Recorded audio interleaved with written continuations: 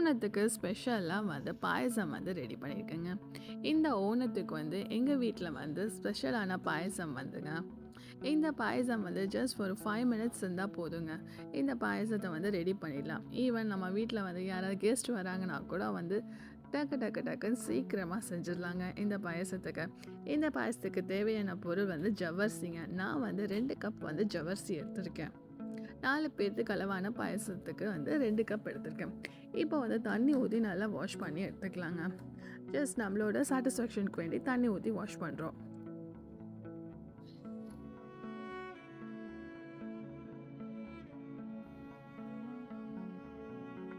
தண்ணியை வந்து ட்ரெயின் பண்ணதுக்கப்புறமா வந்து குக்கரில் தாங்க ஆட் பண்ணுறேன். ஜவ்வரிசி வந்து வாஷ் பண்ண ஜவ்வரிசியும் அது கூட சேமியா வந்து 1 கப் வந்து ஆட் பண்ணுறேங்க. இது கூட கொஞ்சம் தண்ணியும் ஆட் பண்ணிக்கிறேங்க. இப்போ வந்து கலர்ஃபுல்லாக வரதுக்கு வந்து பால் ஊற்றி கொஞ்சம் வந்து குங்குமப்பூ வந்து எடுத்துருக்கேங்க.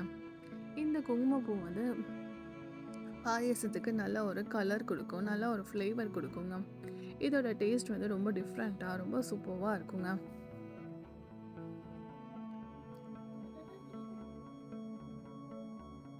வந்து விசிலெல்லாம் வந்து போடக்கூடாதுங்க. ஜஸ்ட் டைரெக்டாக வந்து குக் பண்ணுறது தான். இப்படி குக் பண்ணும் போதே ஒரு 5 மினிட்ஸில் வந்து ஜவ்வரிசியும் சேமியாவும் நல்லா வந்து வெந்துருங்க. இதில் வந்து பால் வந்து நான் வந்து 1 டம்ளர் பால் வந்து ஊற்றுறேங்க. திக்கான மில்க் எடுத்துக்கோங்க.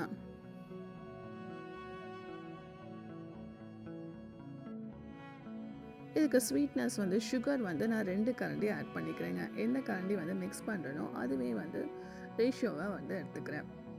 2 கரண்டி வந்து சுகர் எடுத்துக்கிறேன். நல்லா மிக்ஸ் பண்ணி விட்டிங்கன்னா வந்து நல்லா மெல்ட் ஆகிடும். இதை வந்து கீழே மட்டும் அடி பிடிக்காமல் வந்து பார்த்துக்கணுங்க.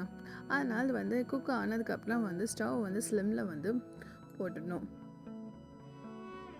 இப்போ வந்து நெய் ஒரு டீஸ்பூன் ஊற்றிட்டு இதில் வந்து பாதாம் வந்து க்ரஷ் பண்ணி போட்டு வச்சுக்கோங்க. இது வந்து லைட்டாக கோல்டன் கலர் ஆகிறதுக்கு வந்து டைம் எடுக்கும். அந்த டைமில் வந்து பாயசத்தில் வந்து ஏலக்காய் வந்து தொலி எடுத்துட்டு விதை மட்டும் எடுத்துருக்கேங்க. அது போட்டு மிக்ஸ் பண்ணிவிட்டு இது கூடயே இப்போ வந்து குங்குமப்பால் வந்து ரெடி ஆயிடுச்சுங்க.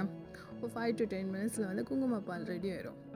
இதில் வந்து மிக்ஸ் பண்ணிவிட்டு ஸ்டவ் ஆஃப் பண்ணிட்டீங்க. அப்படியே வந்து நல்லா திக்காக வந்து பாயசம் வந்து ஆயிடுங்க. இப்போ வந்து பாயசம் வந்து ரெடி ஆயிடுச்சுங்க. மேலே வந்து இந்த ஃப்ரை பண்ண வந்து பாதாம் வந்து ஆட் பண்ணிவிட்டு பார்க்கறக்கே பாயசம் வந்து செம்மையாக இருக்குங்க. சாப்பிடும்போது இதே மாதிரி சூப்பராக இருக்குங்க. இதோட பாயசம் வந்து லைட்டாக வந்து தின்னாதாங்க இருக்கும். இது சாப்பிடும்போது வந்து ரொம்ப நல்லாயிருக்கும். இது வேணும் ட்ரை பண்ணி பாருங்கள். உங்களுக்கு பிடிச்சிருந்தா லைக் பண்ணுங்கள். தேங்க்யூ ஃபார் வாட்சிங் மை வீடியோ.